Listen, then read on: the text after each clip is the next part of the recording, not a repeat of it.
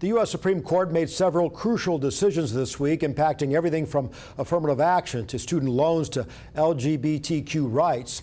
We begin our coverage tonight with yesterday's historic ruling in a case involving a Christian website designer and same-sex weddings.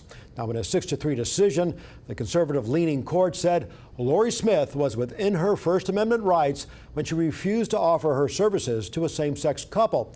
Justice Gorsuch authored the majority opinion, which said, in this case, Colorado seeks to force an individual to speak in ways that align with its views but defy her conscience. Arkansas's Attorney General joins 6 others in signing a letter warning Target that clothes and merchandise sold in their stores as part of the company's Pride Month campaign could violate child protection laws. Attorneys General from Idaho, Indiana, Kentucky, Mississippi, Missouri, and South Carolina also signed that letter. The AGs say they believe the campaign was a, quote, comprehensive effort to promote gender and sexual identity among children. They criticize items such as LGBTQ-themed onesies, bibs, overalls, T-shirts, and girls' swimsuits with tuck-friendly construction. Breaking news, 3 officers in Crawford County have been suspended and put under investigation for use of force. Arkansas State Police say 27-year-old Randall Worcester is in jail tonight. The South Carolina man faces multiple charges. At the center of the investigation is a video of Worcester's arrest that was posted on Facebook. We go now to Crawford County, where 4029's Lydia Fielder joins us live as authorities look into the situation. Lydia.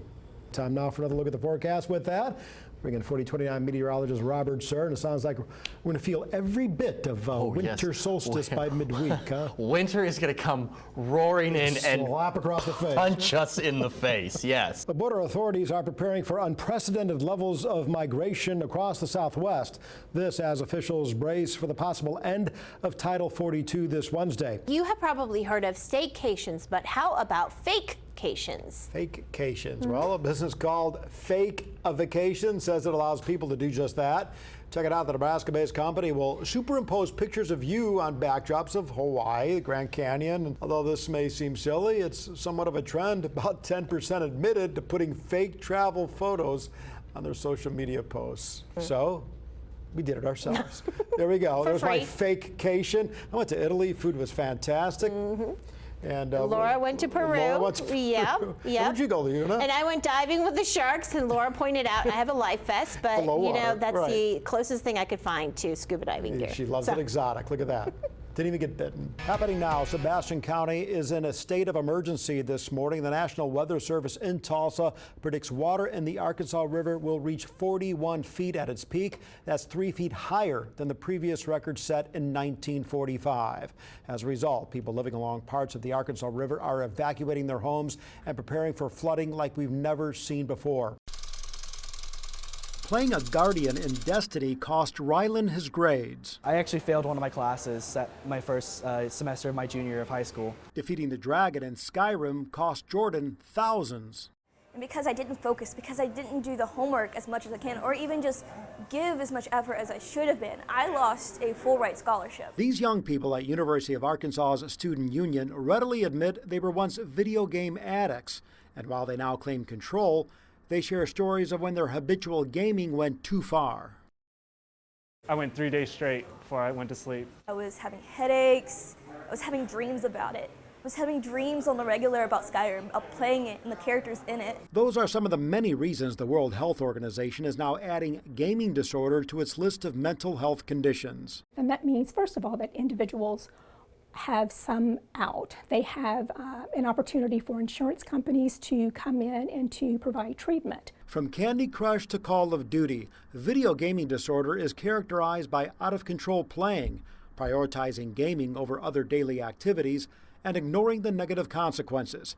The excessive behavior must be evident over a 12-month period. And that's a lot of the criteria that we use to diagnose substance use disorders. Experts say the real message here is the brain is affected by video gaming in a similar fashion to alcohol and provides the same risk-reward rush as gambling. There's a craving to be the best or get to the top or better yourself. And people definitely neglect a lot of other responsibilities to be able to do that. This is not to say that all video gaming is addictive, But World Health Organization research shows nonstop playing could short-circuit the young brain's ability to develop problem-solving and coping skills. I think the biggest thing is that we need to step away from our phones and our iPads and computers and that sort of thing. Rylan now limits his gaming to 3 hours a day. Jordan has taken a break from college to recoup. But when she resumes, she will still have to pay her own way after losing her scholarship to video games. And there's not a day that I don't regret that. In Fayetteville, Paul Petit, 4029 News. Afghanistan, August 15, 2021. Throngs of Afghans crowd the Kabul airport in a desperate attempt to escape the Taliban. Many people watched it happen. Shabir Kapiri lived it. I could just feel the pain of the people right instantly, that you're leaving everything behind. Shabir's story of escape from Afghanistan and settlement in the U.S. begins with his relationship to Caleb McDaniel of Centerton. Caleb and Shabir were roommates at the U.S. Naval Academy.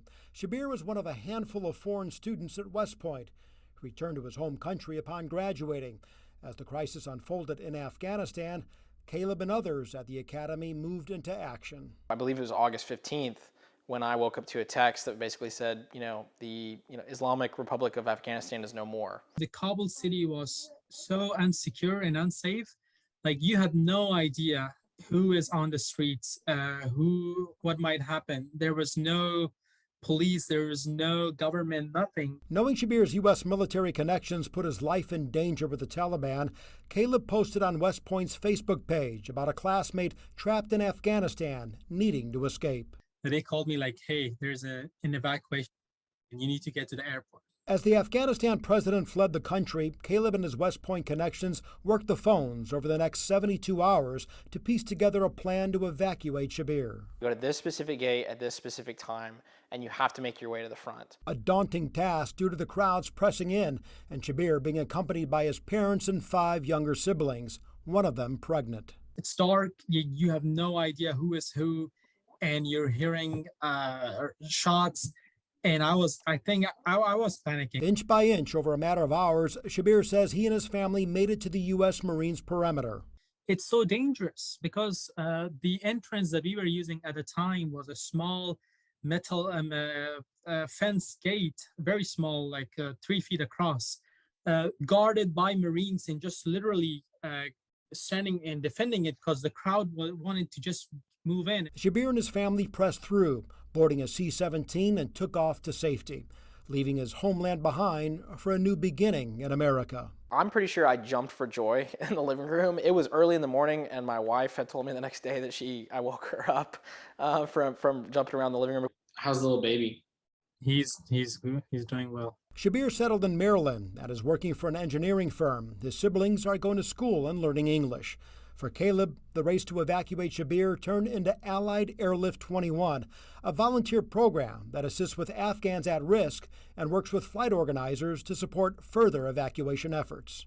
It's great to know that me, Nakib, the other, pretty much the Afghan West Point graduates evacuation led to Allied Airlift, which then helped other families. Shabir is happy to be back in the U.S. He says what he experienced 1 year ago brings with it memories of what he describes as an emotional roller coaster, along with heartfelt gratitude to those that worked to free him. That is a level of trust that I don't know how you would describe it. I guess it is the shared values that bounds people together.